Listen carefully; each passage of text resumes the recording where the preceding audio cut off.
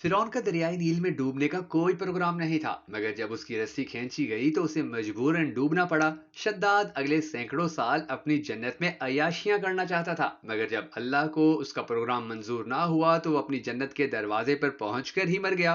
नमरूद की प्लानिंग तो कई सदियां पूरी दुनिया पर हुकूमत करने की थी, मगर अल्लाह ने जब उसे अपनी ताकत दिखाई तो उसे एक मच्छर ने मार डाला। यजीद ने इमाम हुसैन को शहीद करके अपने लिए लंबा अरसा की बादशाहत का इंतजाम किया था, मगर यजीद न सिर्फ वाक़े करबला के 3 साल बाद ही इबरतनाक मौत मर गया, बल्कि आगे उसकी नस्ल भी ऐसी मिटी कि आज दुनिया का कोई एक इंसान भी ये कहना गवारा नहीं करता है कि उसका शजरा नसब यजीद से जा मिलता है। आधी दुनिया में जंग छेड़ने वाले हिटलर के इरादे मुस्तकबिल के लिए और भी खतरनाक थे, मगर एकदम से हालात ऐसे पलटे कि वो जालिम और जाबिर शख्स खुदकुशी पर मजबूर हो गया। आप हज्जाज बिन यूसुफ की ही मिसाल ले लीजिए। ये तारीख इस्लाम का जालिम तरीन शख्स था। खलीफा अब्दुल मलिक बिन मरवान ने इसे अपना गवर्नर बनाया। उसने अपने 30 साल दौर में आलम इस्लाम की उन तमाम हस्तियों की दाढ़ियों को खून से रंगीन कर दिया कि जिनकी तरफ लोग कमर मोड़ना भी गुनाह समझते थे। लेकिन फिर क्या हुआ? यह हज्जाज बिन यूसुफ तकरीबन 1 लाख लोगों को कत्ल करने, खाना काबा की दीवारें गिराने और हुजरे असवद तोड़ने के बावजूद 52 साल की उम्र में ही जहन्नुम वासिल हो गया। इसकी मौत की दो बड़ी ही इबरतनाक रिवायात लिखी गई हैं कि जिनको सुनकर यकीनन आप अल्लाह के इंसाफ पर रश्क करने लगेंगे। मगर उससे पहले हम सबको दुआ करनी है कि ए हमारे पाक परवरदिगार, पूरी दुनिया और खास कर पाकिस्तान के इन जालमों का इबरतनाक अंजाम हमें अपनी आंखों से देखना नसीब फरमा के जो दुनिया भर के मुसलमानों और बिलखसूस पाकिस्तान के गरीब अवाम पर अपनी दौलत, अपने अख्तियारात, अपने रुतबे और अपनी ताकत के घुमंड में मुसलसल जुल्म कर रहे हैं। अगर आप भी हम सबके साथ मिलकर उम्मत मुस्लिमा के लिए होने वाली इस सदका जारिया दुआ का हिस्सा बनना चाहें तो कमेंट सेक्शन में आमीन जरूर लिख दीजिएगा। मैं हूं शकील हैदर और आप देख रहे हैं आपका पसंदीदा चैनल भखर नेटवर्क वीडियोस। नाजरीन ग्रामी, हज्जाज बिन यूसुफ जैसे सफाक की मौत कैसे हुई, इसकी पहले एक रिवायत सुन लीजिए। मारफतुल रिजाली तूसी में लिखा है कि मक्का और मदीना में अली बिन हुसैन बिन अली यानी इमाम सैयद सज्जाद ज़ैनुल आबिदीन को सिर्फ चंद अफराद की ही मदद और नुसरत हासिल थी। उन अफराद में एक सईद बिन जबीर भी शामिल थे।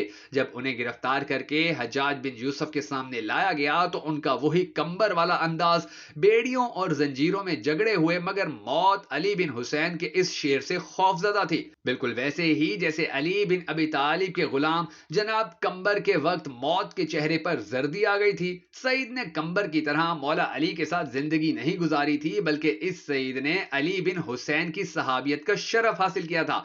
दरबारी ने झड़क कर कहा कि अमीर के सामने सर झुका। सईद ने कहा, कौन सा अमीर? मैं तो किसी अमीर को नहीं जानता। मेरी गर्दन में तो अली बिन हुसैन की अमारत का तौक है।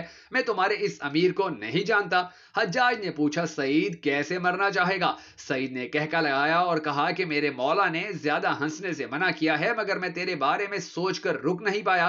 हज्जाज ने पूछा, क्यों हंसा? कहा, इसलिए कि आज जैसे तू मुझे कत्ल करेगा, बरोज़े कयामत मैं तुझसे उसी तरह बदला लूंगा। फिर सईद ने दुआ के लिए हाथ बुलंद किए और कहा, ए परवरदिगार, मेरी इस दुआ को मुस्तजाब कीजिए। मेरे बाद इस जालिम के हाथों किसी मजलूम की मौत ना हो। ये सईद ही की बद्दुआ का असर था कि उसकी मौत के बाद हज्जाज किसी और मजलूम को कत्ल करने के काबिल ही ना रहा। सईद के कत्ल के बाद हज्जाज सिर्फ 40 दिन ही जिंदा रहा और पागलों की तरह दरबार में भागता फिरता था। रात को चीखें मार के उठ बैठता था कि मुझे सईद से बचाओ, सईद मेरे सीने पर चढ़ बैठता है, ये मुझे मार देगा। कुतुब तवारीख में यह भी मनकूल है कि बाज लोगों ने हज्जाज को ख्वाब में देखा तो उससे पूछा, हज्जाज, अल्लाह ने तेरे साथ क्या मामला किया? कहा, अल्लाह ने हर इंसान के बदले मुझे एक एक बार कत्ल किया और सईद बिन जबीर के बदले 70 मरतबा कत्ल किया। अब दूसरी रिवायत मुलाहिजा कीजिए। हज्जाज बिन यूसुफ मैदे के सरतान में मुब्तला हो गया था। इस बीमारी की वजह से ये खुराक हजम नहीं कर पाता था। इस बीमारी का शिकार होने के बाद ये जो खाता तो फौरन कह कर देता था। ये जालिम मैदे के दर्द की वजह से सारी रात और सारा दिन तड़पता रहता था। यह आखिरी वक्त में सर्दी का शिकार भी हो गया था। इसे शदीद सर्दी महसूस होती थी और ये सर्दी से बचने के लिए अपने इर्द गिर्द आग जलवाता था। आग की हिद्दत की वजह से इसकी जिल्द जल जाती थी, लेकिन सर्दी की शिद्दत खत्म नहीं होती थी। मैं अक्सर सोचता हूं कि हज्जाज ने जिस ओहदे और इक्तदार के लिए अपने ज़मीर, एहसास और इंसानियत की कुर्बानी दी थी, उसे कम से कम 500 साल तक तो जिंदा रहना चाहिए था। लेकिन अफसोस, उसे इन तमाम मजालिम के बावजूद बावजूद चंद घंटों की इजाफी मोहलत भी ना मिल सकी और ये फकत 52 साल की उम्र में मर गया। तारीख में हज्जाज बिन यूसुफ से जरा सा पीछे आप यजीद के दौर में चले जाएं तो यजीद के दौर में करबला जैसा दिलखराश वाकया पेश आया। इब्ने जियाद और शिमर ने यजीद की इक्तदार की खातिर इमाम आली मकाम के खानदान और उनके साथियों को बेदर्दी से शहीद कर दिया। लेकिन फिर क्या हुआ? यजीद हजरत इमाम हुसैन की शहादत के 3 साल बाद मर गया। इब्ने जियाद 5 और शिमर 2.5 साल बाद मर गया। थोड़ा और आगे आए, चंगेज खान नस्ल इंसानी का सबसे बड़ा कातिल था। इसने तकरीबन 84 लाख लोग कत्ल किए थे और ये इसी तरह की एक जंगी मुहिम में 64 साल की उम्र में फौत हो गया था। इसी इक्तदार के लिए अशोक आजम ने अपने 64 भाई मरवा दिए। लेकिन फिर क्या हुआ? इसे कितनी मोहलत मिल सकी? हम अगर अपनी जिंदगी में झांक कर देखें तो हमें मालूम पड़ेगा कि हम थोड़ी सी दौलत और इक्तदार के लिए दिन रात जुल्म करते हैं। हम दूसरों का हक मारते हैं, दूसरों के साथ फ्रॉड करते हैं, हम दूसरों की जमीन जायदादों पर कब्जे करते हैं, हम दूसरों की जिंदगी भर की कमाई भी छीन लेते हैं, हम चोरी करते हैं, डाके डालते हैं, कत्ल करते हैं, धौंस धमकी से दूसरों से पैसा नाजायज तौर पर निकलवाते हैं, सियासी जोड़ तोड़ करते हैं, अपने मुखालफिन पर झूठे पर्चे भी करवाते हैं। हम इस दौलत, जिंदगी, अख्तियार और इक्तदार के लिए अपना ज़मीर, इंसानियत, एहसास और ईमान तक बेच डालते हैं। हम अखलाकियात की तमाम हदें फलांग जाते हैं। लेकिन इसके बाद होता क्या है? हम ये सब कुछ करने के बाद भी ज्यादा अरसा जिंदा नहीं रह सकते।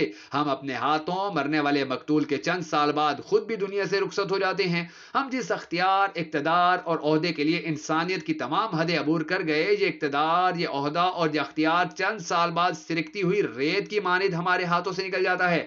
हमारी मुद्दत इक्तदार पूरी हो जाती है, हमसे हमारा ओहदा छिन जाता है, या फिर हम रिटायर्ड हो जाते हैं और फिर चंद बरसों की जिल्लत, ख्वारी और बीमारी के बाद दुनिया से रुखसत हो जाते हैं। जमीन जमीन पर रह जाती है, मकान, दुकान और फैक्ट्री बिक जाती है, रुपया पैसा बैंक खा जाते हैं, या कोई साला बहनोई लेकर उड़ जाता है। अगर उनसे भी बच जाए तो फिर हमारा कोई बेटा जुए या तवाइफ के चक्कर में उड़ा देता है। और अगर ऐसा भी ना हो तो फिर वो पैसा आखिरी वक्त में हमारे तबीबों और डॉक्टरों के काम आता है। हज्जाज बिन यूसुफ से लेकर हम तक इंसानों के साथ ऐसा क्यों होता चला आया है, ये सोचकर मैं इंसान की इस बेवकूफी पर परेशान नहीं होता हूं। मुझे परेशानी जुल्म के बाद जालिम से होने वाले सलूक पर होती है। मेरा ख्याल है कि इंसान जिस ओहदे, जिस माल और जिस इक्तदार के लिए इतनी कुर्बानियां देता है, ये उसके बाद उससे छीनी नहीं जानी चाहिए।